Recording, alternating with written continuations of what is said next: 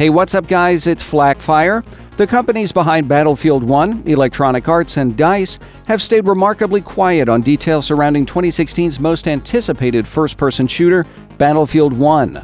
With the game now in closed alpha, some players with access to the build have allegedly data mined the files, revealing significant details about the game's campaign, multiplayer, and more.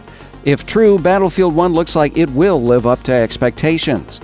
On Reddit, users Lobix300, Spitart14, and the creatively named Sorry EA Dice posted information found in the game's files. In this video, I'm covering all the new details revealed about Battlefield 1's campaign and the implications from a historical perspective.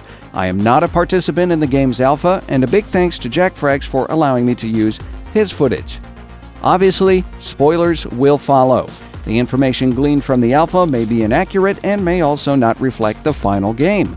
I'll cover the multiplayer details in my next video. According to the information in the game's data, Battlefield 1's single-player campaign will have 6 episodes, most with several chapters. Players will play as several different characters in Battlefield 1, and the campaign information is telling because it points to the World War I campaigns in which the player will likely participate. Each chapter appears self-contained, so there will likely be one protagonist per episode rather than a confusing storyline followed by several different characters at once. For Episode 0, this is the game's prologue.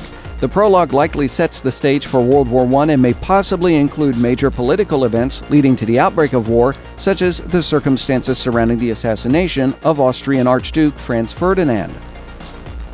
Episode 1, Friends in High Places, contains 4 chapters: Flight School, Total War, Carry Your Friend, and Blitz.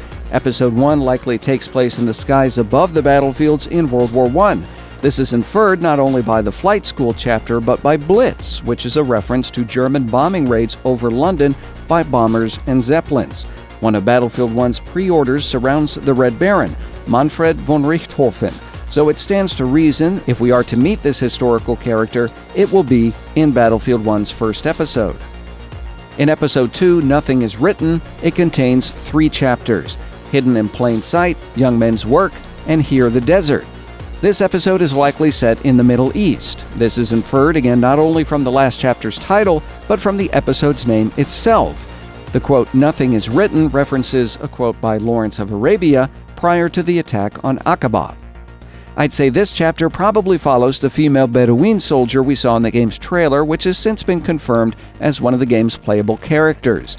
The chapter title Hidden in Plain Sight may mean this part of Battlefield 1 is actually centered around espionage, which played a major role in the conflict. It would also be perfectly suited to the female character. Although I'm talking the leak's implications for multiplayer in my next video, 2 multiplayer maps point to battles we'll probably see in this episode. The Foul Landing in 1914, when British Indian soldiers landed and took the fort from the Ottoman Empire. This is probably depicted in the game's concept art as well. The other battle is the raid on the Suez Canal, which occurred in 1915 when German and Ottoman troops attempted to take the canal from the British. Episode 3, Through Mud and Blood, contains 4 chapters: Tank Assault, Fog of War, Out of Gas, and Steel on Steel. This episode likely follows Edwards, the tanker we've seen in the Battlefield 1 trailers. Probably set on the Western Front, tanks were first used en masse at the Battle of the Somme in 1916. Fog of War could be referencing the use of chemical warfare agents like mustard or chlorine gas, and as we saw in the Battlefield 1 trailer, Out of Gas might be the reason that Edwards' tank became disabled. The last chapter, Steel on Steel, probably references the Battle of Lys in 1918. This took place near Amiens, which is confirmed as a multiplayer map name. This battle marked the first tank versus tank battle in history. Additionally, leaked bits of script name some of the characters in this episode: Pritchard, McManus, Finch, Townsend, and of course, Edwards. It's likely these are all tank crew members working with Edwards. Episode 4, Avanti Savoia, contains at least 2 chapters. There aren't any details on this episode, though the title infers it takes place in Italy. One of Battlefield 1's multiplayer maps, Monte Grappa, is probably set during the Battle of Vittorio Veneto in 1918, so there's a good chance the episode will feature the battle. The battle was a turning point for the Italian army, which suffered several defeats attempting to stop an Austro-Hungarian invasion.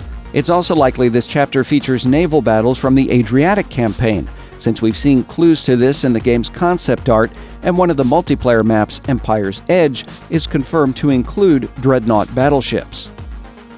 Episode 5, The Runner, allegedly contains at least 3 chapters. Again, there are not many details for this episode. Runners were used during World War I to deliver messages between the front and headquarters, but that offers little information. However, we've yet to see any episode featuring the Harlem Hellfighters, which are touted by Battlefield 1's box art, collector's edition, and pre-order bonuses, so obviously they play a major role, which is why I'd expect that we'll see them here. This episode is probably set during the Battle of the Marne, or the Meuse-Argonne Offensive, both in 1918. The Harlem Hellfighters took part in both battles but played a more significant role in the latter. The Meuse-Argonne is mentioned as a multiplayer map, giving more credence to this theory. The inclusion of the Argonne also means we may see the infamous Lost Battalion, which were encircled during the battle. Episode 6, Epilogue, supposedly has 3 chapters. The first one, Gallipoli, which a lot of people have been looking forward to. The other chapters are called The Runaround and Saving a Life. This obviously appears to be set in the Dardanelles, based on the inclusion of Gallipoli. The Gallipoli Campaign is regarded as one of the more futile efforts of the First World War, but a defining moment for the Australian and New Zealand Army Corps, or ANZACs.